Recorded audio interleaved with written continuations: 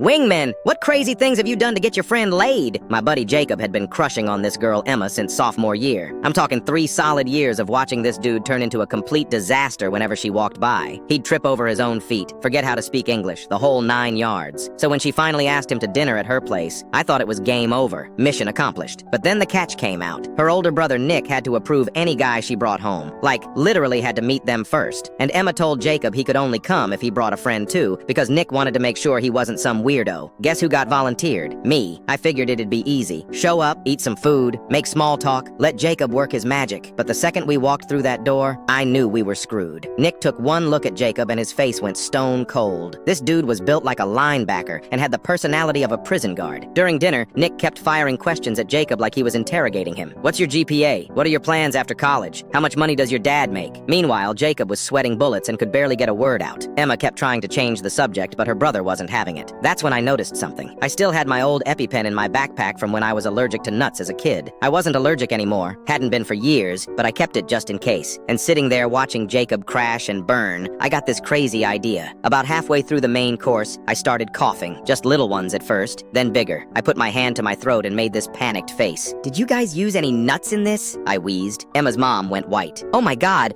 are you allergic?" I nodded frantically and pulled out the EpiPen, making sure everyone could see it. "I think I'm having a reaction," I gasped, making my voice all raspy. My throat's closing up. The whole family went into full panic mode. Nick jumped up from the table, suddenly Mr. Helpful instead of Mr. Interrogator. "We need to get him to the hospital right now." Emma's mom was freaking out, apologizing over and over. Her dad was grabbing car keys, and Jacob just sat there staring at me like I'd lost my mind. "I'll drive," Nick said, already helping me to my feet. "Emma, you stay here and clean up. Jacob, you help her." Perfect. Nick drove like a maniac to the ER, running red lights and everything. The whole time I kept up the act, wheezing and clutching my throat. When we got there, I told him I was feeling a little better, but wanted to get checked out just to be safe. We sat in that waiting room for 3 hours. 3 whole hours of me pretending to slowly recover, while Nick actually turned out to be a decent guy when he wasn't in protective brother mode. He kept asking if I needed anything, bought me water from the vending machine, even apologized for grilling Jacob earlier. When the doctor finally saw me, I told him I thought I had a mild reaction but was feeling much better. He checked me out, said everything looked fine, and sent us home. By the time we got back to the house, it was almost midnight. The porch light was on, but all the other lights were off. Nick walked me to the door and thanked me for being such a good friend to Jacob. That's when Jacob opened the door with the biggest grin I'd ever seen on his face. His hair was messed up, his shirt was wrinkled, and Emma appeared behind him looking equally disheveled, but happy. "How are you feeling?" she asked, genuinely concerned. "Much better," I said, trying not to laugh. Nick shook my hand and said Jacob was lucky to have a friend like me, if he only knew. Jacob and I didn't talk about what happened until we were driving home. That's when he grabbed my shoulder and said, "Dude, you're insane, but thank you." They've been together for 2 years now.